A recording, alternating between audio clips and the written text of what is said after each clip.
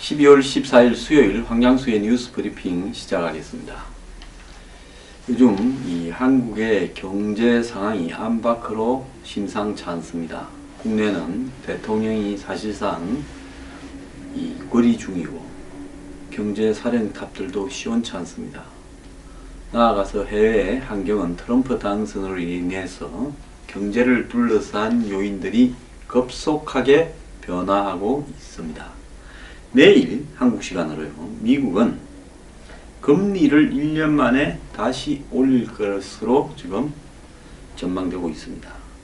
세계적으로 2008년 금융위기 이후에 미국 정부에 의해서 풀린 수많은 달러 자금들이 이제는 미국으로 다시 돌아가는 빅 유턴 현상이 나타나고 있다.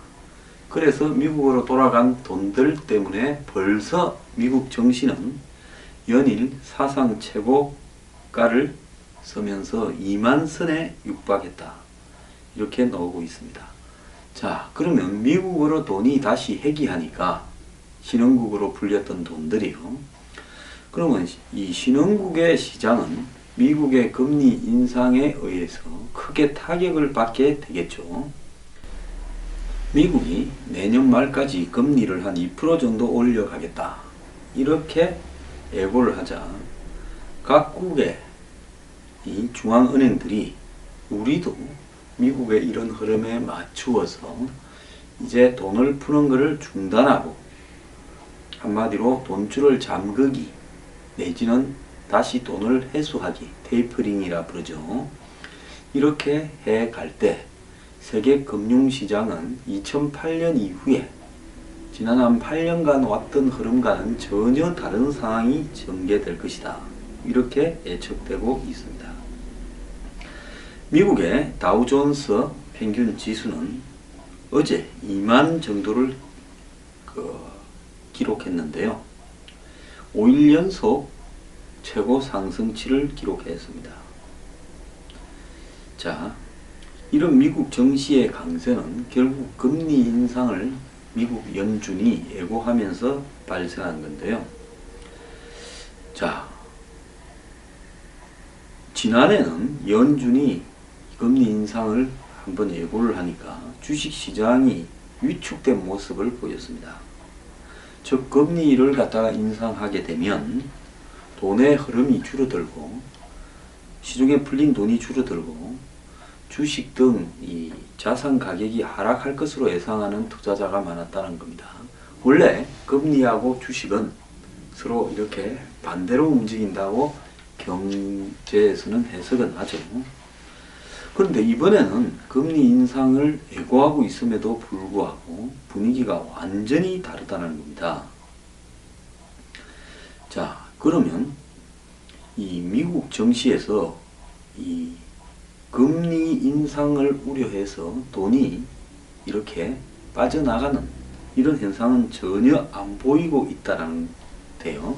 그 이유를 어디에서 찾느냐? 미국 증시가 이렇게 금리의 영향을 받지 않고 계속 강세를 보이는 원인은 채권 시장의 약세에서 그 원인이 있다는 겁니다. 트럼프가 이렇게 내세운 경기 부양책이 트럼프는 지금 1조 달러 정도를 풀어가지고 한마디로 미국의 인프라, 기본적인 사회 간접 자본들을 확충하겠다. 이렇게 하니까 결국 트럼프의 이런 재정적인 투자가 미국의 시중에 돈을 많이 풀게 되면서 돈이 시중에 많이 풀리게 되면 인플레가, 물가 인상이 생기겠죠. 그래서 이런 어떤 이 물가 인상은 추가적으로 금리를 상승시키는 효과를 이렇게 가져올 거다. 이렇게 보고 있습니다. 그래서 결국 채권 금리도 상승할 거라는 전망이 이렇게 높아지면서 돈이 어디로 움직이겠습니까? 채권에서 주식으로 돈이 옮겨간다는 거예요. 그러니까 채권은 약세가 되고 한마디로 채권이 약세가 되면 채권 금리가 올라가죠. 주식으로 채권에서 주식으로 옮겨온다. 여태까지는 미국의 이 투자자들이 채권이 가장 안전한 자산이다. 왜? 지금 미국의 경기가 굉장히 좋지 않았으니까 차라리 이자는 좀 낮을지 몰라도 채권에 투자해 놓는 것이 낫다. 이렇게 봤는데 이것이 이제 주식시장으로 이동을 하고 있다는 겁니다. 그래서 미국의 이 국채 금리는 2년 만에 2.5%를 넘어섰다라고 이야기를 하고 있습니다. 자, 결국 금리 인상에 따라서 이 강달러가 예상이 되는 그런 전망에 신흥국으로 나갔던 자금들이 다시 미국 등 선진국으로 돌아가고 있고요. 그 다음에 배럴당 30달러 선에 머물러서 하락세를 보이던 국제 유가가요, 올해 상승세를 타면서 신흥국 증시에 주는 충격을 완화하고 있다는 겁니다. 자, 이 유가가 상승세를 타는데요. 유가 부분에 있어서 최근에 오페크가 이란, 러시아까지 끌어들이면서 이 석유 감산에 합의를 했습니다. 석유가 이렇게 감산된다는 것은 석유 가격이 일정하게 오를 거라는 것을 의미하고 있죠. 1배럴에 한 50달러까지 오르지 않겠냐, 이렇게 전망이 되고 있습니다. 결국은 이런 미국의 금리 인상으로 자국에 미국 돈이 세지면 어떻게 되겠습니까? 강달러가 되면 자국 통화는 약세가 되지요. 그 다음에 외국 자본들도 빠져나가겠죠. 이 신흥국이라는 나라들의 대부분이 이 산유국들이 많습니다. 그래서 브릭스라고 부르는 나라에도 산유국들이 러시아하고 브라질이 있고요. 또 중동도 신흥국으로 분류될 수 있겠죠. 그래서 신흥국 경제가 회복될 가능성이 높다. 이렇게 지금 전망이 되는데요. 지금 뉴욕 거래소에서는 제일 비싸다라고 하는 서부 텍사스산 원유 가격이 52달러를 넘어섰습니다. 자, 그런데 결론적으로는 이번에 금리 인상이 글로벌 시장에서 연쇄적으로 돈을 갖다가 이제는 걷어들이거나 안 그러면 안 푸는 쪽으로, 잠그는 쪽으로 가게 될 가능성이 있는데 이것이 매우 우려되는 부분입니다. 자, 6월에 있었던 브렉시트에서 영국이 좀 충격을 받았는데 이제는 회복이 되면서 금리 인상을 하겠다는 이야기를 하고 있습니다. 자, 유럽 중앙은행도 점차적으로 시중에 푸는 돈을 줄이고 있고요. 일본도 이제 아베노믹스에서 돈을 푸는 부분을 거의 마감을 하고 있습니다. 이제 전 세계적으로 미국, 유럽, 영국, 일본 등 이런 나라들이 시중에 돈을 푸는 것이 마지막 단계에 가고 있고요. 만약에 내일 미국에 이 금리 인상을 결정하는 FOMC가 내년에 금리 인상 속도를 한 분기별로 한 번씩 올려버리겠다든지 이렇게 할 경우에 돈이 더 빠져나갈 가능성이 매우 높다. 이렇게 전망이 됩니다. 자, 한국에서 들어와 있던 외국인 자본들이 만약에 빠져나간다면 어떤 일이 벌어질까요? 한국의 주식시장이나 증권시장에서 여러가지 문제가 좀 생길 가능성이 있죠. 그리고 미국의 달러가 세지면 환율이 어떻게 되겠습니까? 올라갈 가능성이 있지요.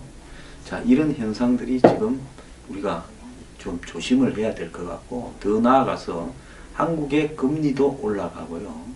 한국의 또 이 100% 수입해서 쓰는 유가도 올라갈 가능성이 매우 높다는 겁니다.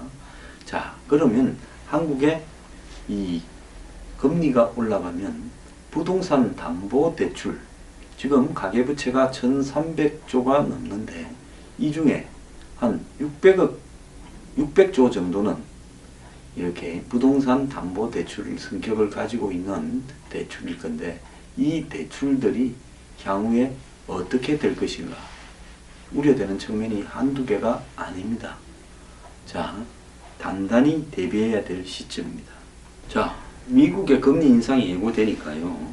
동남아에 지금 이 트럼프 쇼크로 동남아 국가들의 환율과 정시가 요동을 치고 있습니다. 우리도 좀 참고로 해야 될 건데요. 지금 보면 태국의 바트와 베트남의 동화 등 동남아시아 신흥 국가들의 환율이 요동을 치고 싱가포르도요, 외국인 자본이 대거 이탈을 해서 주식시장이 약세랍니다.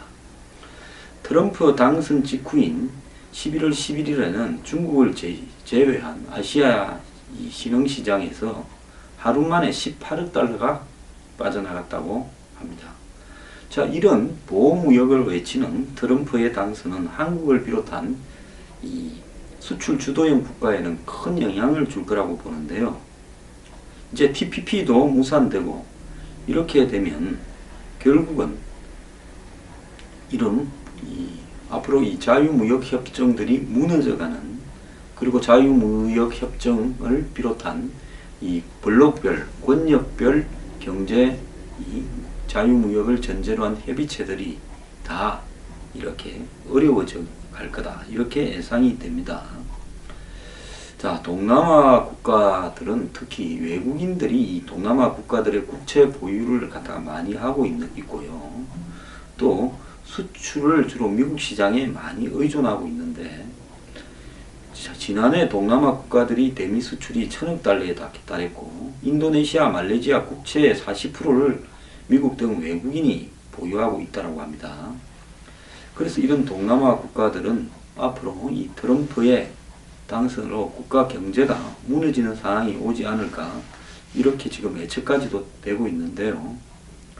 자, 결국 이 트럼프의 당선은 달러를 강세로 가져오고, 그 다음에 채권을 갖다가 약세로 가져오고 있습니다.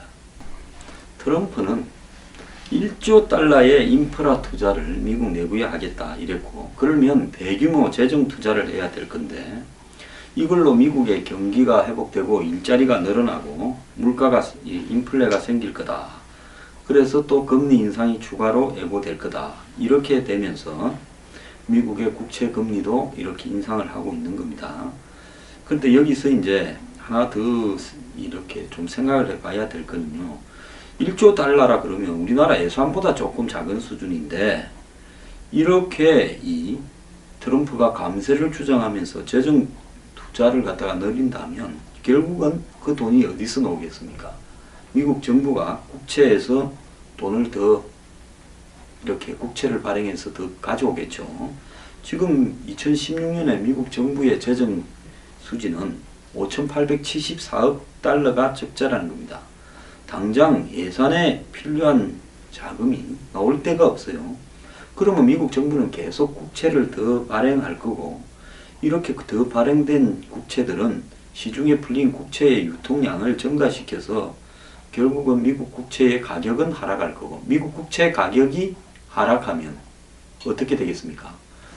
미국 국채라는 것이 가격이 떨어지면 이걸 갖다가 팔라 그러면 어떻게 해야 되겠어요? 국채 금리를 인상을 시켜야 팔 거 아닙니까?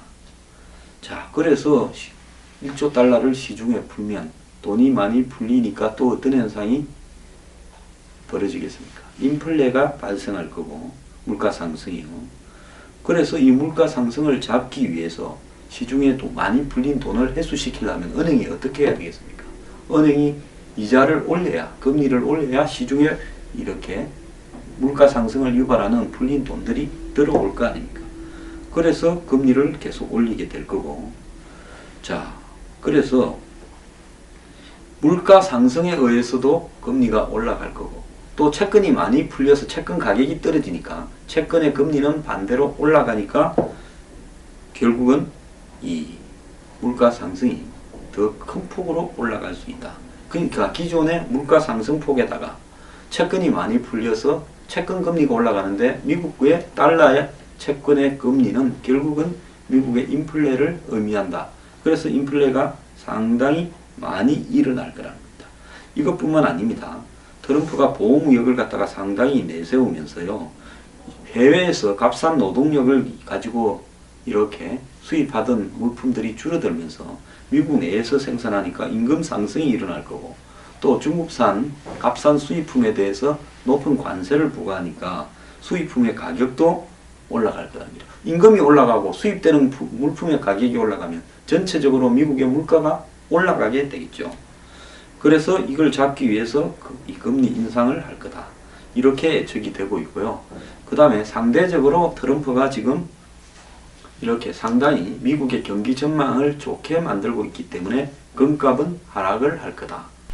그래서 이런 미국의 경제 변화가 한국에는 엄청난 영향을 미칠 것이다. 특히 한국 경제에는 이 주택 대출과 더불어서 이 금리 인상이 가져오는 효과, 더 나아가서 주식 시장의 교란, 채권 시장의 교란, 이런 요인들이 굉장히 이 IMF나 외환위기화 버금가는 현재의 그 경제 위기와 맞물려서요, 불안과 맞물려서 우려되고 있습니다.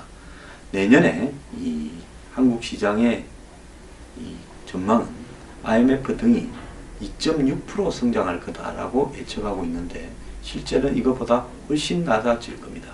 내년을 우리가 잘 견뎌야 된다고 봅니다.